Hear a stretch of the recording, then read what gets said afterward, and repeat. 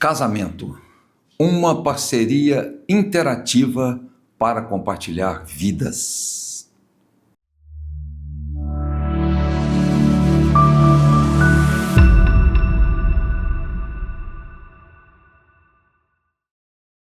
Hoje vamos analisar e falar aqui de um tema que, quanto mais velho, mais antigo e mais usual, mais polêmico fica. Por incrível que pareça, mas é a verdade. Desde que o mundo é mundo, que na comunidade humana duas pessoas se encontram para formar um casal e dali surgir a célula-mãe dessa sociedade estabelecida pela e para a espécie, que constituirá uma família que dará continuidade à procriação. Nada mais comum, mais repetido como modelo de união e parceria, e nada mais universal, pois todos os tipos de comunidades, desde as mais urbanizadas às mais isoladas, tribos e povos no planeta, sempre utilizaram desse mesmo análogo modelo, vamos assim dizer, para essa união. É continuidade da sociedade e perpetuação da espécie. Foram inúmeras as formas e os tipos estabelecidos de união conjugal ao longo da história humana, mas quase sempre com muitos princípios e questões similares em sua constituição, seus objetivos, em seu acontecer nuclear. Mas uma coisa, penso eu, sempre fora uma questão primordial, comum e universal, tratada e na maioria das vezes não tratada, mas nas mais variadas condutas e no sentir de cada um dos cônjuges. É a difícil questão individual colocada nessa união. O processo mental e psicológico de cada um dos cônjuges sempre ocorreu em absoluto e ainda hoje persiste de forma individualizada e não totalmente compartilhada com o outro diretamente envolvido na composição conjugal. Parece conversada, mas não compartilhada. Os maridos, quando muito, confessam ou desabafam com amigos, talvez com o irmão mais velho, com o pai ou um tio. Esposas, por sua vez, com as irmãs, amigas, mãe, uma avó, uma prima, uma colega mais chegada. Enfim, a cumplicidade, lealdade, resolução de problemas e questões cotidianas envolvendo finanças, filhos, etc., sempre fluíram com mais naturalidade, exposição e verbalização, até mesmo com uma instituída obrigação de casal, né, se passa isso. E ainda assim, na maioria das vezes, para não dizer em todas, ocorre graças à iniciativa e perspicácia da mulher, sempre muito astuta e mais perceptiva que o homem, quanto às questões domésticas e familiares. Para com o marido, a mulher pode até contar com o que lhe couber como provedor, segurança e representante da autoridade. Portanto, ela pode contar com ele sobre as mais diversas questões que envolvem toda a órbita do acontecer familiar, mas não necessariamente contar com ele, mas não contar para ele sobre suas mais pessoais questões de foro íntimo, de seu universo mulher, também inserido e extensivo à mesma órbita do universo familiar e conjugal. O homem, geralmente mais travado, mais omisso e mais sem jeito nessas questões íntimo-conjugais, quase nunca se abre nem se demonstra para além daquilo que as mulheres, em sua grande maioria, possuem como sexto sentido para captar e perceber de diferente e de alheio em seu cônjuge, assim como em cada um dos filhos. A mulher é mais perspectiva nessa órbita familiar. O olhar do homem, sua percepção e faro, digamos assim, são mais apurados para as questões de ameaças à sua prole, à sua integridade e segurança pessoal e familiar, às suas posses e à sua casa de um modo geral, e principalmente à sua esposa no sentido, ainda que inconsciente, de que ela lhe pertence como tal. Ele será capaz de perceber o mais sutil e inocente olhar de outro homem para sua mulher e o menos expressivo sorriso dela para qualquer outra pessoa. Será até capaz de perceber algo diferente nela, ou se ela não estiver bem no relacionamento conjugal, de um modo geral, porém sem entender muito bem de onde vem sua estranheza e do que se trata. Mas, provavelmente, a maioria dos homens, de imediato, não perceberá se ela tiver cortado o cabelo, simplesmente, se maquiado, usado uma roupa diferente ou pela primeira vez, ou choradas escondidas. O masculino e o feminino são instâncias de universos com muitas e profundas diferenças, tanto de percepção quanto de atuação. Quando no encontro, interseção e relacionamento entre esses dois universos paralelos em que ambos se propõem em uma união de coparticipação conjugal. Tudo isso para se fundirem esses dois mundos de edificações com histórias, vivências, formação e estruturação completamente alheias e diferentes que cada um traz para essa relação. E discutir a relação, a famosa de vez em sempre DR, né, é suscitar, exacerbar e expor o núcleo e viés dessas diferenças. O homem, em sua essência, age como age por maldade, machismo, por comodismo e conveniências que lhe atendem por uma tradição milenar e muscular desde as cavernas. Penso que, por vezes, por conveniência, o homem até as reivindique para um ganho extra com cara de direito adquirido pela espécie.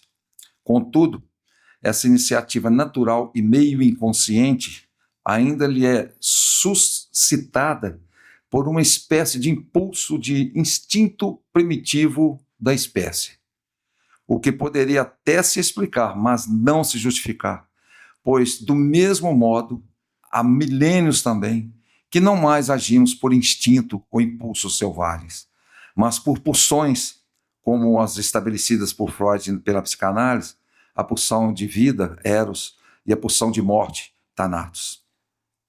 Já a mulher, em sua essência, traz consigo, desde sua inscrição no feminino, expressa no sociocultural, uma maior consideração e dedicação para com o outro de sua parceria, para com sua maternidade e a sua soberana maternagem sobre suas crias e para com seu espaço por ela determinado como um lugar de lar de seus domínios.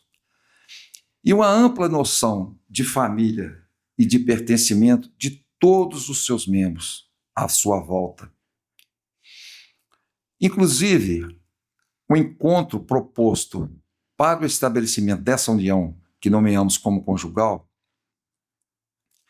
é que gera, por vezes, o confronto, o atrito e a incompatibilidade propiciados justamente pela imposição ou por necessidade individual não trabalhada de uma dessas, ou até mesmo dessas duas essências constituídas e trazidas em cada um, homem e mulher, para formarem essa união, a família. Características essas que se manifestam o tempo todo de forma inconsciente e que influenciam e sofrem influência do meio e do outro, direta e indiretamente, que concomitantemente se confrontam com a maneira de perceber, de agir e de se impor de cada um no mesmo espaço de relacionamento, que é a casa, que é o lar. Essa relação entre esses dois mundos, podemos dizer que só se torna possível o encontro entre esses dois universos que trazem consigo percepções até mesmo quase antagônicas, quando um dos dois se propõe a considerar o posicionamento e a visão do outro, propondo-se no lugar do outro, para tentar compreender e introjetar a perspectiva do olhar e percepção desse outro que lhe é na relação conjugal. E se esses dois, em um dado e iluminado momento de suas vidas conjugal, de suas experiências individuais, somadas às suas experiências coletivas compartilhadas, convergirem-se para um lugar comum, resultando no amadurecimento global da relação de casal, aí, meu amigo, minha amiga, abrem-se as portas dos céus. Primeiro para ambos e depois para com os que deles vierem a desfrutar da convivência. E é por isso que não existe casal perfeito. Não existe casal perfeito.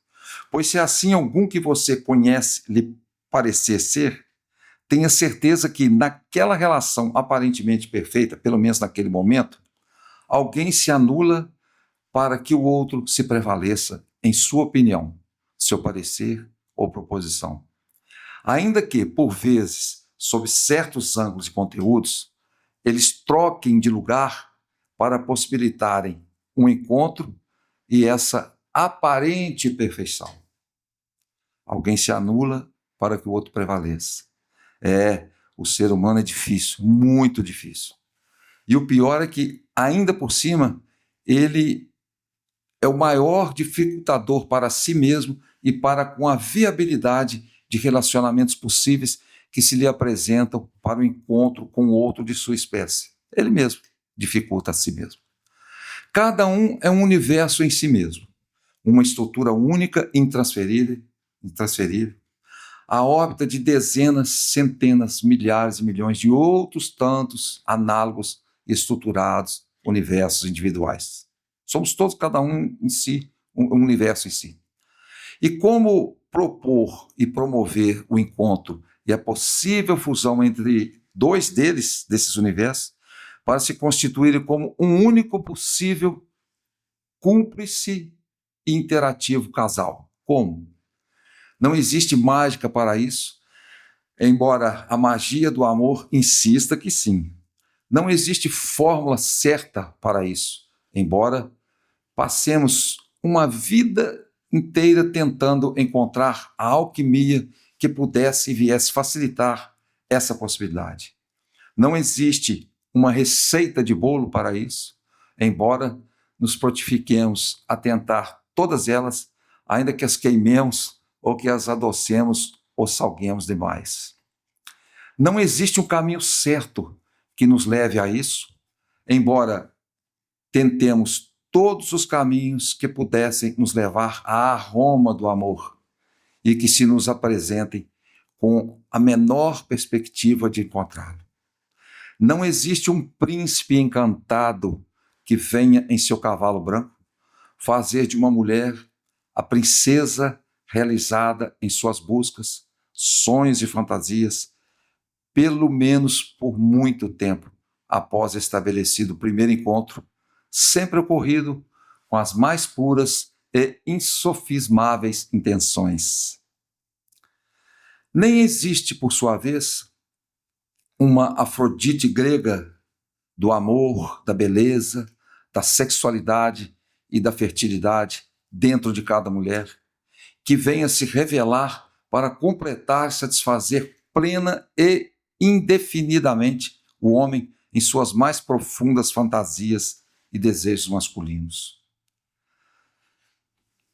Penso eu que nem haveria mesmo necessidade de existirem príncipes encantados em cada homem, e nem Afrodites gregas em cada mulher, para que uma relação possível, saudável, prazerosa e compensadora, e com todos os seus peculiares percalços naturais e esperáveis, pudesse se estabelecer, acontecer e fluir no tempo e espaço de uma busca conjugal, conjunta, cúmplice, mútua e desejada, imprimida por ambos com todas as imperfeições, carências, incompletude e faltas de que somos constituídos, todos nós, e por isso mesmo humanos como tais.